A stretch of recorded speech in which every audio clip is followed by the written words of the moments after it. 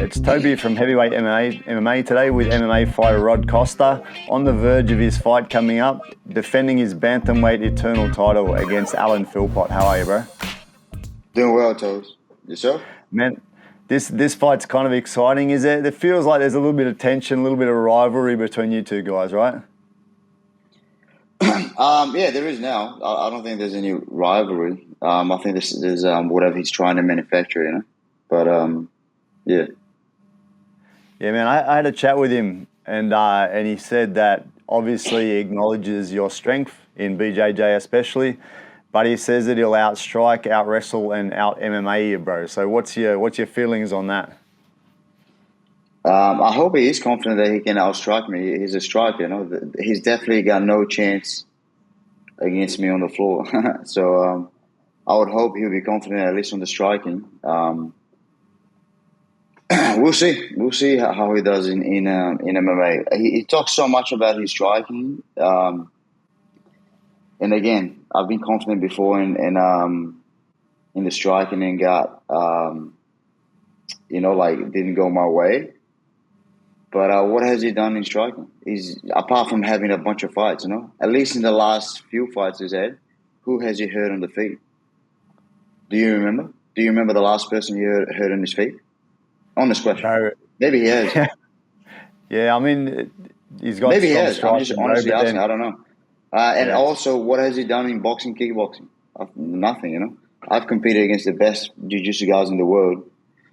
So yeah, I hope he's confident in striking. He needs to be, you know. He needs this to win. So would you then say, like, obviously you've been fighting with some good strikers and some good grapplers over the last few years, man. Would you say that you're in a good position just to defend your title and not give him a shot in this? Yeah, I'm pretty confident. Yeah. I don't think I'm better striker than him, but I don't think he capitalizes that well on being a good striker, you know. So a lot of his last fights has been grappling anyway.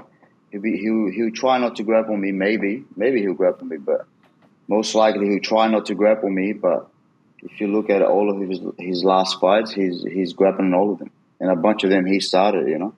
So is he just going to completely change the way he fights? We'll see. I don't know. I'm curious to see how this will play out.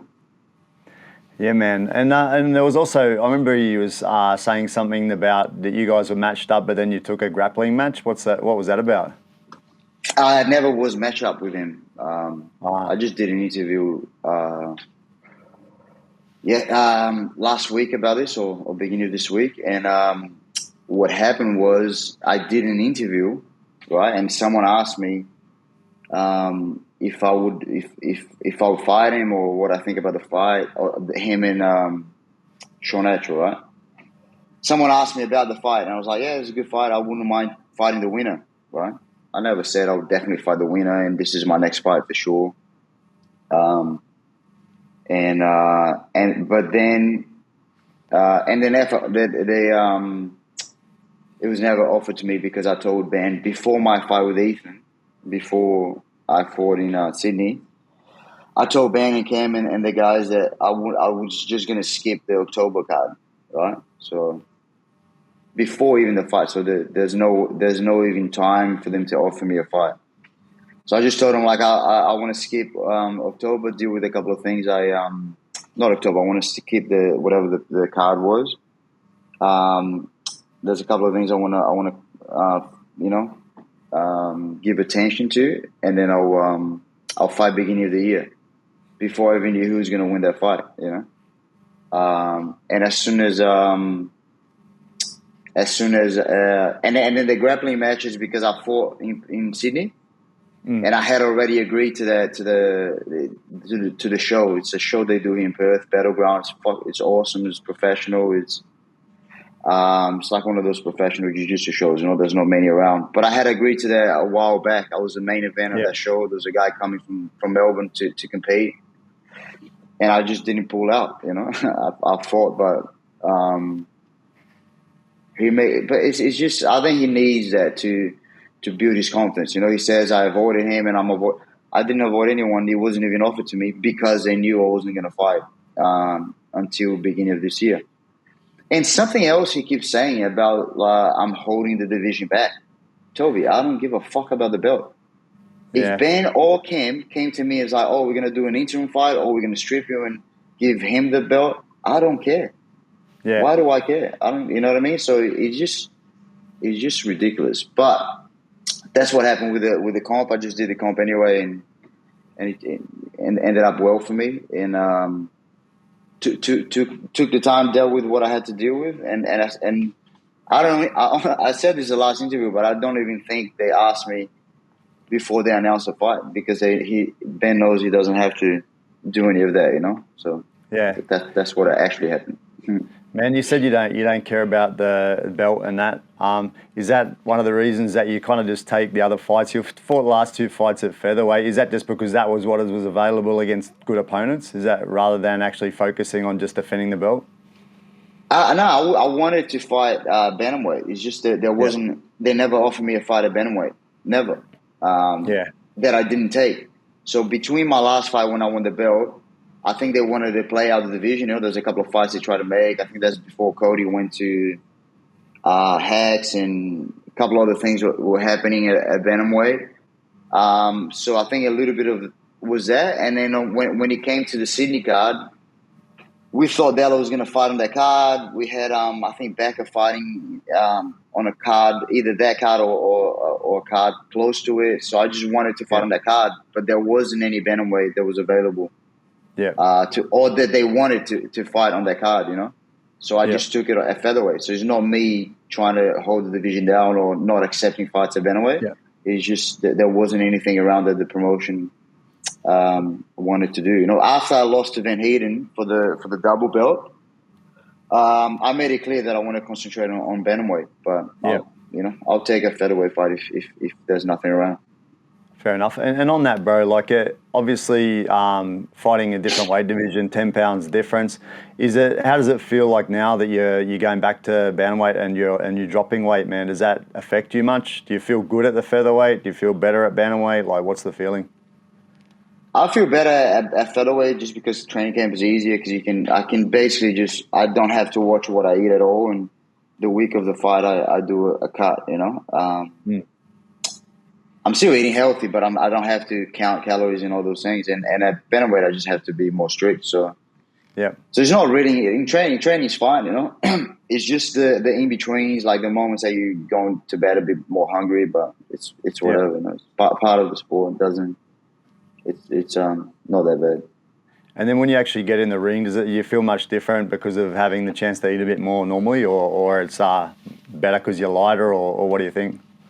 No, I think it's better at bantamweight because, but it's not about the food or stuff. It's just because I feel anyone to drop more weight, you have to do more work, you know.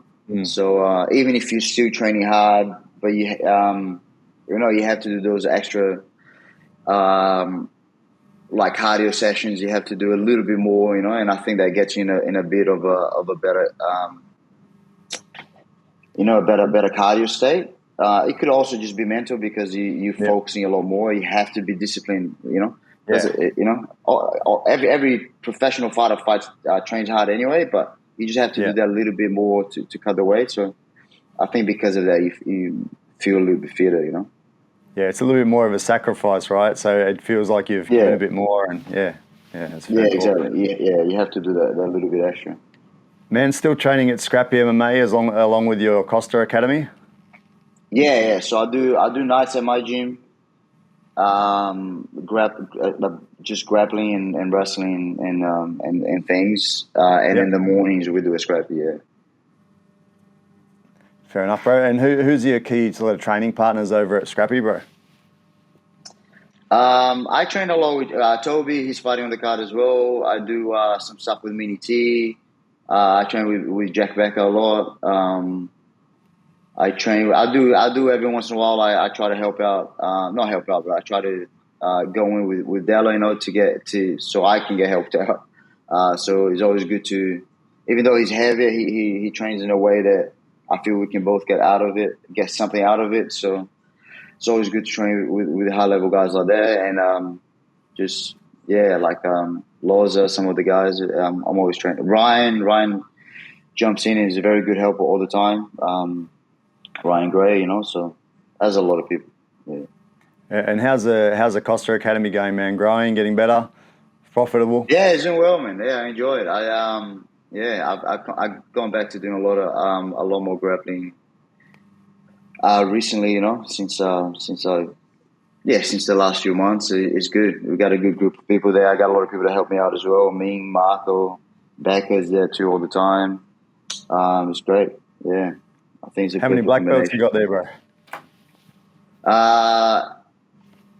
I have not many. I have me at the moment. We have a couple of guys that come in and out, but the main guys, it's just out of the main guys that train a lot, is just me as a black belt. Fuck, I hope I'm not forgetting one, but. Do you see, like, how long will it be till we get a stable of people you've promoted and trained up to black belt, man? What do you expect? What's the forecast? Not that many. I'm not promoting that many people. I'm promoting whoever I think deserves, What I mean in the future, like, when would you see it that gym. you'd have a pretty strong stable of like a few black belts in there and you build up your school? I don't know. I've been running for 3 years. We got a couple coming. Short time, right? I try not to think about that, the belt, it's whatever. Yeah. Yeah, man. So back to your fight, man. February 10th, Eternal 82 in HBF Stadium in Perth, man. Is it good to be fighting in your hometown? It must be, right? Yeah, I like it. I like it because, people always try to play, guys like Philpott will say I have a hometown advantage, but you can look at it either way. There's more pressure when you fight at home, but it's a little bit more comfortable because you're in your own bed. It's whatever, you fight at home or you fight away. I always like to say this and keep this in mind. There's positives and negatives to anything. So I don't think this fight would have made a difference if it's in Sydney or Perth. We're fighting in a cage, and it might just be more people booing me or more people booing him. It doesn't matter to me, but it seems to be a big factor for him.